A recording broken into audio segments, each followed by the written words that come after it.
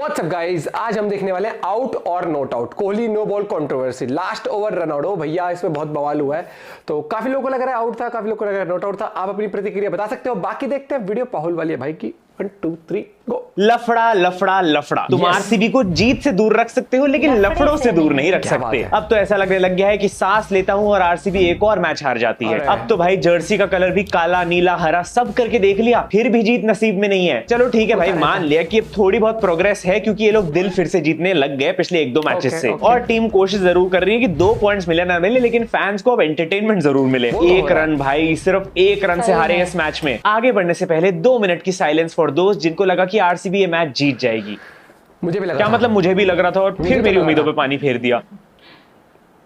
हर match हारते हैं, royal challenger पहन के लोग। लेकिन देखो कल की हार का क्रेडिट आरसीबी के सिर्फ बॉलर्स को नहीं दे सकते हैं। मतलब यहाँ पे अंपायर्स ने भी उतना ही हार्डवर्क किया है इनको हरवाने में। अरे जी जान लगा दिया यार अंपायर ने आरसीबी को हरवाने में, और सामने मुंबई भी नहीं खेल रही थी इस बार तो भाई। लेकिन कैसी कंट्रोवर्सी दे दी है आरसीबी वर्सेस केकेआर के मैच ने कि पूरा इंटरनेट हिल गया। ऊपर से हमने विराट कोहली का वही रेज मोड वापस देख लिया यार जो हम इस सीजन मिस कर रहे थे। इस बार किंग कोहली का लफड़ा किसी प्लेयर किसी कोच के साथ नहीं बल्कि सीधा अंपायर के साथ हुआ है। थ्रिल तो आया भाई इस मैच में और इंस्टाग्राम ब्रॉडकास्ट में हम साथ में देख रहे थे। ज्वाइन कर लो भाई, इंटरेस्टिंग मैचेस में मैं पोस्ट करता रहता हूं। अब भाई सीन ऐसा हुआ कि आरसीबी ने 222 की चेज शुरू करी जिसमें विराट कोहली बहुत अच्छे 250 प्लस के स्ट्राइक रेट से रन मार रहे थे। पर फिर आए हर्षित राणा और ऐसी एक बॉल डाल दी कि बंदा कॉटन बोल्ड हो गया। एंड बॉल जो थी वो वेस्ट हाइट से काफी ज्यादा ऊपर लग रही थी। मतलब कोहली बहुत अनकंफर्टेबल हो गए थे उस शॉट को खेलते हुए, इसीलिए विकेट आसानी से दे दी। लेकिन कंट्रोवर्सी ये है कि भाई थर्ड अंपायर ने उसको नो बॉल नहीं दिया और आउट करार कर दिया। और फिर आता है किंग कोहली को गुस्सा। पहुंच गए भाई अंपायर से लड़ने, उनको बेन स्टोक्स की याद दिलाने। भाई अगर इस सिचुएशन में मैं अंपायर होता तो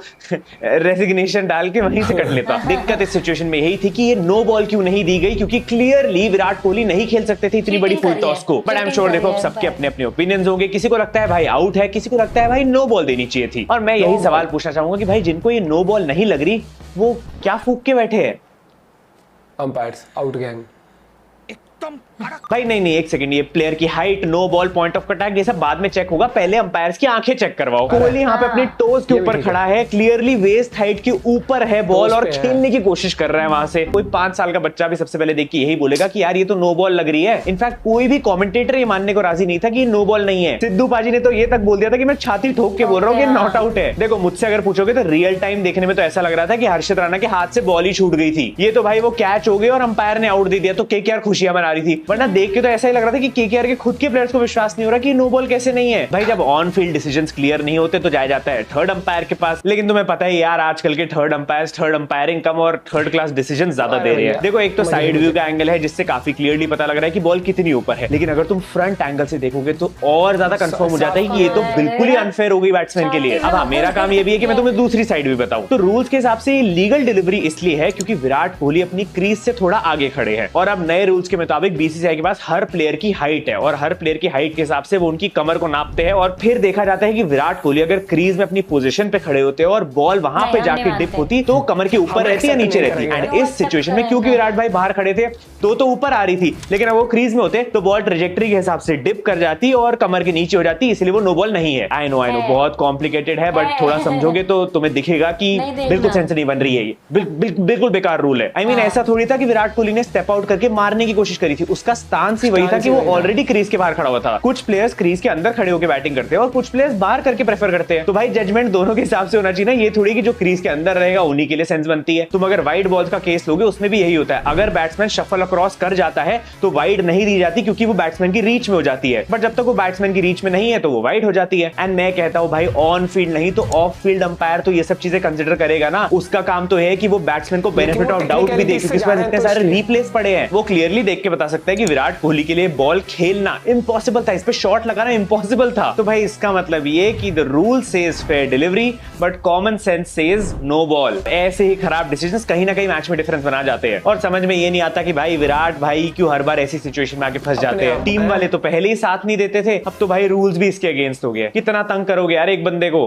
मेरी सुपारी उपारी ले रखी है क्या? कोहली अंपायर। तुम लोग इस पूरी सिचुएशन के बारे में क्या सोचते हो मुझे कमेंट्स में जरूर लिख के बताना, मैं भी देखना चाहता हूँ क्या क्या डिफरेंट ओपिनियंस है। टेलीग्राम पे मैंने एक वीडियो डाल दी है जिसमें पूरी सिचुएशन मिल जाएगी, तुम्हें ज्वाइन करके देख सकते हो। और चलो एक बारी को मैं मान लूं कि वेस्ट हाइट की नो बॉल थोड़ी सी डिबेटेबल सी है, लेकिन इसी मैच में और भी बहुत सारे ऐसे डिसीजन थे अंपायर्स के जो कि बिल्कुल ही मतलब सेंसलेस हो गए थे। एक और क्लिप इस समय वायरल हो रही है इंटरनेट पे जिसमें सुयश प्रभुदेसाई ने एक शॉट मारी जो कि एक्चुअली में 4 दिया गया, बट अगर तुम वीडियो को धीरे से देखोगे तो भाई वो लग रहा है कि बाउंड्री के पार जाके बॉल गिरी है, मतलब वो 6 होना चाहिए था। प्रॉब्लम ये है कि इस डिसीजन को रीचेक ही नहीं किया गया, मतलब ऑन फील्ड अंपायर ने बाय नेकेड आई बोल के दे दिया कि भाई ये चौका है और कहीं से कोई ऐसा चेक नहीं हो जिससे एक्चुअली पता लगे कि भाई बॉल बाउंड्री के बाहर गिर रही है अंदर। एक और केस था जिस बॉल पे लोमरोर को आउट किया गया, उसी बॉल पे क्वेश्चन उठाए जा रहे हैं कि भाई ये नो बॉल भी हो सकती थी क्योंकि पैर पूरी तरीके से क्रीज के पीछे नहीं दिख रहा है। तो भाई जब इतने सारे खराब डिसीजन होंगे तो अंपायर्स की क्रेडिबिलिटी पे तो सवाल उठेंगे ही। अब देखो जो हो गया सो हो गया, इन चीजों की वजह से आरसीबी के 2 पॉइंट तो चले गए, लेकिन प्लीज भाई बीसीसीआई को इस चीज में लुक इनटू करना पड़ेगा, देखना पड़ेगा कि अंपायर्स इतने खराब डिसीजन ले कैसे रहे हैं इतनी टेक्नोलॉजीज होने के बावजूद। और इस पूरे लफड़े में अगर किसी चीज की कमी थी तो वो थे गौती भाई। भाई सोचो अगर गौती भाई भी निकल के आ जाते विराट और अंपायर्स के बीच में तो क्या ही मजे आ जाने थे भाई, क्या ही मजे आ जाने थे। खैर इन सब चीजों से अलग भाई कोहली और रिंकू का अपना ही किस्सा चल रहा है। एक वीडियो निकली थी जिसमें रिंकू विराट बात कर रहे हैं एक दूसरे से और रिंकू बोल रहे भाई मैंने आपका बैट तोड़ दिया था तो मुझे एक नया चाहिए आपसे, और विराट भाई उसकी टांग खींच रहे हैं। फनी चीज ये थी कि मैच के एंड में विराट कोहली को गुस्सा चढ़ा हुआ है अंपायर से, वो अंपायर को ढूंढ ढूंढ के उनसे बात कर रहे हैं, लेकिन रिंकू भाई पीछे पीछे घूम रहे क्योंकि उनको बैट चाहिए। रिंकू सिंह अलग ही कैरेक्टर है, अलग प्रायोरिटीज है बंदे की, कभी थाला की एडवाइस भूल जाते हैं और कभी विराट का बैट तोड़ देते हैं। बाकी के मैच में वापस आए तो भाई थोड़ी देर लगी, लेकिन आरसीबी की बैटिंग अब क्लिक करने लग गई है। ऑलमोस्ट चेज कर लिया इन्होंने 222 का टोटल, मतलब धीरे धीरे सारे बैट्समैन फॉर्म में आ रहे हैं। और भाई मैं बता रहा हूं अगले साल तक तो भाई कप नाम दे पक्का है, पक्का है, मतलब बस पक्का है, ज्यादा हो गया। पर आप नहीं। विल जैक्स ने भी फाइनली अपना पोटेंशियल दिखाया इस मैच में, एक अच्छी 50 लगाई। एक ओवर में स्टार्क को 22 रन मार गया, ये तो चलो फिर भी बैटर है और अच्छी बैटिंग करना बनता है, पर स्टार्क भाई आप तो करण शर्मा से पिट गए यार। भाई वो बंदा ऑलमोस्ट एक रिटायर्ड डोमेस्टिक स्पिनर है, स्पिनर। करण शर्मा जी आप कहाँ थे प्रभु, कहाँ थे आप? आरसीबी की बैटिंग क्यों नहीं संभाल रहे थे अभी तक? 3 सिक्सेस लगा दिए 4 बॉलों में, वो भी मिचेल स्टार्क को। एक मिनट स्टार्क को मारे उसमें कोई बड़ी बात नहीं है क्योंकि स्टार्क को तो हर कोई पेल के चला जाता है, बट स्टिल यार इसने उम्मीदें दी और अकेला लेके चला गया यार, किसी को एक्सपेक्टेड नहीं था, कैसे बना लिए इसने इतने सारे रन। बट फिर वही पुरानी चोकिंग की आदत है, 2 बॉल में 3 रन चाहिए थे, वो भी नहीं बन पाए। बट करण भाई कांग्रेचुलेशन ऐसी परफॉर्मेंस के लिए, और आपने अपना लास्ट मैच आरसीबी के लिए बहुत अच्छा खेला। लास्ट इसीलिए क्योंकि इतना अच्छा खेल गए, अगले मैच में तो ये ड्रॉप होने वाले ना, मतलब आरसीबी के यहाँ तो ऐसा ही होता है।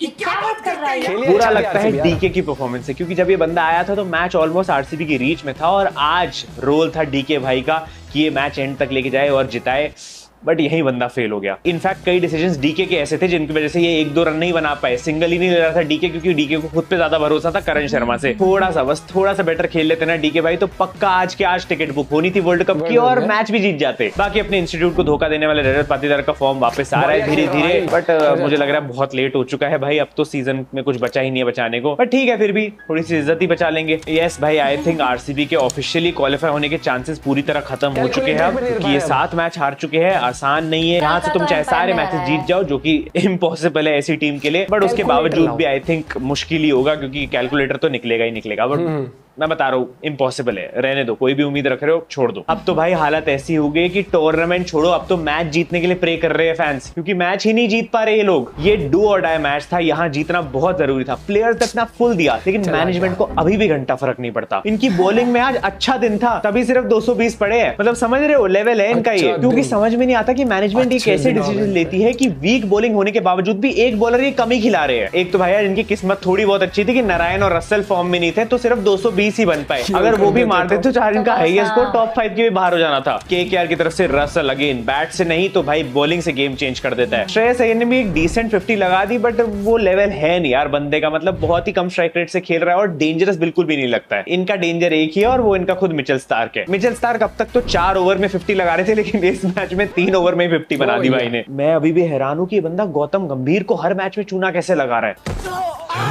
गंभीर टू स्टार्क पप्पा जी बोल हराम अभी भी। ऊपर से इस लल्लू लाल के चक्कर में इन्होंने कोई अच्छा बैकअप पेसर भी नहीं परचेज किया था। करे तो करे क्या गौती भाई, ये तो भाई एंड में फिलिप सॉल्ट की डाइव ने आरसीबी को टूर्नामेंट से बाहर कर दिया, केकेआर को मैच जिता दिया, वरना इसने कोई कसर नहीं छोड़ी थी भाई मैच फ्री में देने में। अब मैं बता रहा हूँ स्टार्क भाई गलती से वर्ल्ड कप में मत परफॉर्म कर लेना, वरना गौती भाई खुद यूएस से आएंगे और खुद कुटाई करके जाएंगे तुम्हारी। पर इतना तो मानना पड़ेगा कि मोटा भाई ने सुपर संडे को मजेदार जरूर बनाया हमारे लिए, बस वही फिर से सुपर ओवर होते होते रह गया। और बाकी इस मैच में बात करने को था ही क्या है, अभी वीडियो लंबी हो जाएगी। दूसरे मैच की बात करें तो भाई ये जय शाह को प्रीति जिंटा से क्या दिक्कत है, हर बार लास्ट ओवर में आके हरवाते हैं, लास्ट ओवर में। मतलब पंजाब हमेशा जीत को छू के टक से हार जाती है। पता नहीं भाई ये सारे क्लोज मैचेस पंजाब की किस्मत में क्यों लिखे हैं, और सबसे बड़ी बात कि इनके अगेंस्ट क्यों लिखे हैं। साई किशोर गेम चेंजर थे गुजरात की तरफ से, शशांक और आशुतोष को कुछ नहीं करने दिया यार। ताज्जुब की बात तो ये कि हर्षल भाई धीरे धीरे इतने अच्छे फॉर्म में कैसे आ रहे हैं, कुछ तो गड़बड़ है भाई। अब तो 1-2 मैचेस हो गए, बंदा सुधर गया है। ज्यादा कुछ बात करने को है नहीं, थोड़ा बहुत तो वन साइडेड हो गया था ये मैच, क्योंकि राहुल तेवतिया का 36 का आंकड़ा चलता है भाई पंजाब से। ये हर मैच उनके अगेंस्ट टॉप परफॉर्मेंस देता है और जिता देता है। वैसे डीटी के बैट्समैन ने कोशिश करी थी हगने की इस मैच में भी, लेकिन राहुल तेवतिया ने बचा लिया। और हाँ सॉरी दोस्तों, मैंने एसआरएच वर्सेस डीसी वाले मैच की एक वीडियो मिस करी। हेड की हिटिंग देख के भाई हो गया था मेरा, मतलब ये बंदा हर बारी आके मारता है यार ये। खैर आज के मैच की बात करें तो बहुत बड़ा मैच है, Rajasthan Royals versus Mumbai Indians. Mumbai के लिए इंपॉर्टेंट बहुत है क्योंकि उनको जीतना है, और राजस्थान अगर जीत जाती है तो ऑलमोस्ट क्वालिफाइड है टॉप 4 के लिए सबसे पहले। मैं प्रेडिक्शन कर रहा हूँ कि राजस्थान ये मैच जीत जाएगी। फैंटेसी टीम में कैप्टन संजू सैमसन को बना रहा हूँ और वाइस कैप्टन ईशान किशन को दे रहा हूँ। बाकी मिलते हैं। नहीं कर रहा हूं, आज मैं कह रहा हूं ये जीतेगी, आज मुंबई जीतेगी भैया, और मुंबई खतरनाक खेलने वाली है आज। ना जीती फिर क्या करेगा? तो यही वीडियो है, यही यूट्यूब पर होगी, आगे कमेंट कर जाना भाई। तेरी तो बिल्कुल विपरीत चल पड़ी है। मुंबई जीतेगी, भयंकर मैच होगा, 1 नंबर का, आपको स्वाद आने वाला है, लेकिन मुंबई चढ़ के खेलने वाली है। I am excited for the match. क्या आप एक्साइटेड है बताएं जरूर। विराट कोहली को लेकर 2 शब्द आप कहना चाहो कि आउट था नॉट आउट था, बताना जरूर। नॉट आउट था, हम नहीं मानेंगे। लेकिन फिर लोग ये भी कह सकते हैं कि अब मान लो बैट्समैन डिसाइड करता है मैं आधी पिच में आके ही स्टांस लूंगा, तो फिर उसके तो बॉल यहाँ से जाएगी। तो ये पॉइंट, तो अगर टेक्निकलिटी के हिसाब से देखें तो वो आउट था। लेकिन अगर हम वैसे देखते हैं कि ऑन द स्पॉट अगर आप देखते हो तो वो उससे, लेकिन हाँ बीसीसीआई जिस रूल्स लाया उस हिसाब से आउट जस्टिफाइड नहीं लगा। हाँ। लेकिन फिर भी मुझे इतने से एरिया में तो किससे इतना सा बाहर था, तो मुझे लगता है बैटिंग को डाउट देना चाहिए। हमेशा टेक्नोलॉजी पे ही निर्भर नहीं रहना चाहिए। जब टेक्नोलॉजी विकेट में दिखाती है, अंपायर को लग जाती है, तब भी तो लगती है। हाँ। तब क्यों नहीं मानते हो, तब भी तो इतना से ही वो होता है 19-20 का। लेकिन नहीं, यहाँ विराट कोहली था तो यहाँ पर टेक्निकल पे चल जाएंगे ना। विराट कोहली की टेक्निकलिटी बहुत अच्छी है, तो नहीं कहा हमारी भी टेक्निकलिटी अच्छी है। और उसे पता है तभी गया है, वरना वो नहीं जाता उसके अंपायर के पास, वो बहस नहीं करता। अपना बताना दोस्तों पॉइंट। मिलता है आपसे वीडियो के साथ। ये तो दोगली है, वीडियो के पीछे पता ही करती है, आउट था विराट कोहली, कितना झूठा है ना।